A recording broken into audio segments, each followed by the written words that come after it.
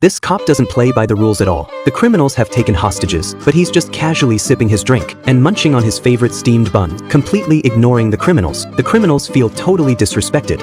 来度假来了是吧？能不能尊重点我？又吃又喝的。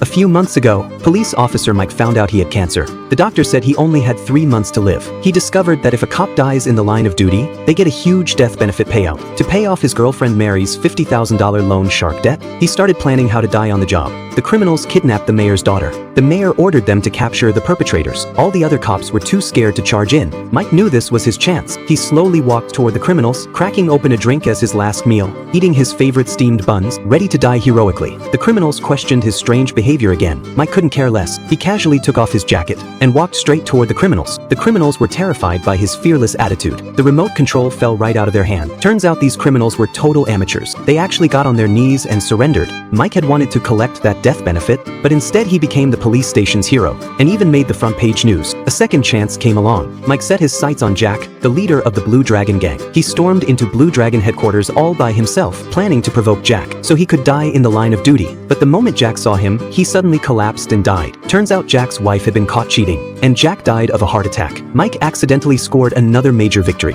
The police chief assigned him to bust some drug dealers. Mike told all his colleagues to stay outside, while he secretly snuck into the warehouse, planning to go down with the drug dealer. Last night, Mary had almost been assaulted by drug dealers. Mike stripped off his clothes, ready to fight to the death. After a loud bang, everyone thought he was dead. The police station held a grand funeral for him. Mary received a huge death benefit payout, but Mike wasn't actually dead. He found his most trusted protege and told him the police chief was the biggest drug supplier, asking his protege to help collect evidence. When Mike snuck into the police chief's house that night, he got caught. Turns out his protege had betrayed him. The next day, Mike was taken to the execution ground. The citizens couldn't believe he was a bad guy. Everyone said he was a hero. Mike was deeply moved. Suddenly, money started raining from the sky. Mary had thrown out all the millions in death benefits. The scene erupted in chaos. The citizens took advantage of the confusion to rescue Mike. The steamed bun shop owner gave Mary a boat ticket, saying Mike was waiting for her on the boat. But actually, Mike was having lunch at the owner's house. He thought Mary had safely gotten away. He never expected Mary to show up at the door, soaking wet. Faced with Mary's questioning,